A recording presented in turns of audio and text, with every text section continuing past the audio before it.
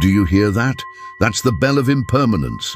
Every breath, every heartbeat is slipping away, like sand falling through open fingers, and yet we move through life as if we have forever. Let me ask you, what are you really doing with your life? Not the version you show others, honestly. Are you living with wisdom, or are you caught in a loop of distraction, desire, and delay? Time is our most precious resource, yet it's the one we treat the most carelessly. As the Buddha said, life is uncertain, death is certain. So I invite you to reflect. Are you wasting your life? The illusion of permanence. When you wake up in the morning, do you remind yourself that today could be your last? Most people don't. We plan for years ahead, vacations, careers, retirement, as if tomorrow is promised. But the wise know otherwise. They understand the fragile, flickering nature of existence. The Buddha once said, just as a dewdrop on the tip of a blade of grass will quickly vanish at sunrise, so too is the life of a human being.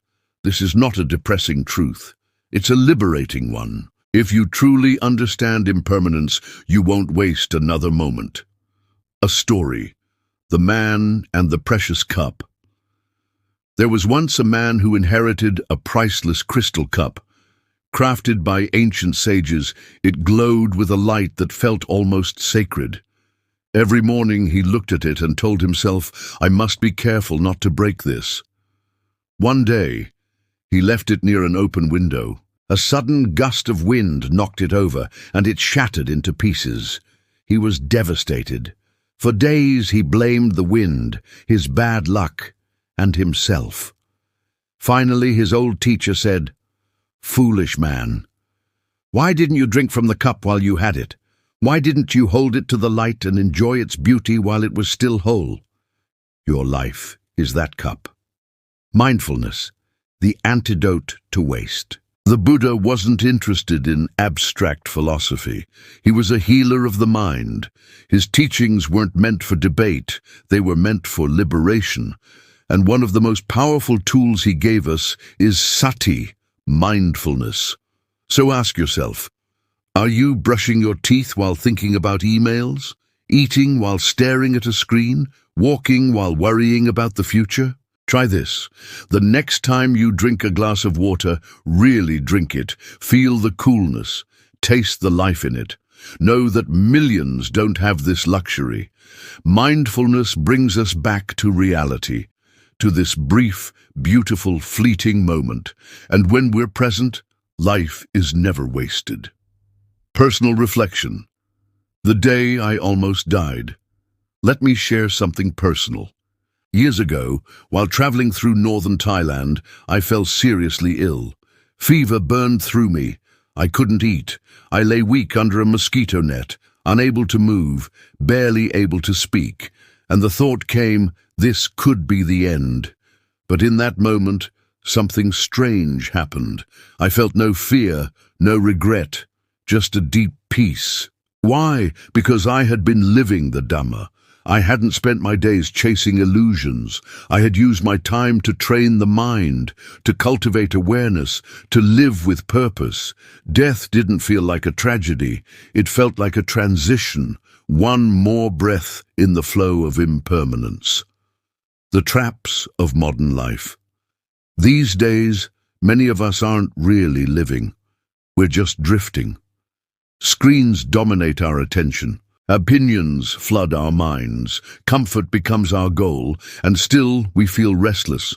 After hours of scrolling through social media, do you feel refreshed or do you feel empty? That's not rest, that's spiritual exhaustion. Don't be fooled by the comfort of distraction. True rest is found in stillness, not stimulation. The person who quietly watches their breath beneath a tree lives more fully than the millionaire lost in endless consumption. A story. The Blind Hunter. In a deep forest, there was a hunter who had gone blind, but he refused to admit it. Every day he still carried his bow and wandered into the woods, pretending he could see. He shot arrows at random, never hitting anything. The villagers laughed at him. But one day, by pure chance, he hit a deer. Triumphantly, he declared, "See, I still have my skill." But the deer was diseased. The hunter ate its meat and died. The lesson? Blind success is still blindness. You can win in the world while losing your soul. The Dhamma life. A life not wasted. To live by the Dhamma is to live with intention, to make peace your home, wisdom your guide, compassion your breath. You don't need to become a monk to stop wasting your life, but you do need to reflect deeply and regularly. Wake up early, sit in silence, speak the truth, help where you can, forgive quickly, let go of what you don't need. When you live like this, every moment becomes a jewel. Daily reflections. Ask yourself honestly. 1. If I died tonight, what would be left undone? 2. What am I postponing that truly matters? 3. Am I choosing growth or escape today? Write your answers. Don't lie to yourself. This is how awakening begins. A story, The Farmer and the Candle. One day, a farmer asked a monk, "When is the best time to meditate?" The monk held up a lit candle and said, "When you are alive." The farmer laughed, "But I'm always alive."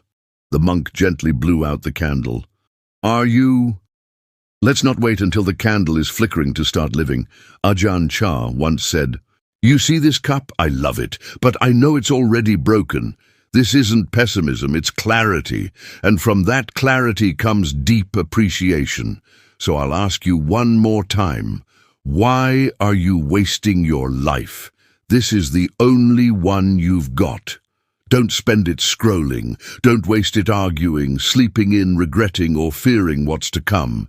Sit quietly, breathe deeply, chant softly, walk gently. Eat gratefully, speak kindly, live simply, die peacefully, and above all, awaken now.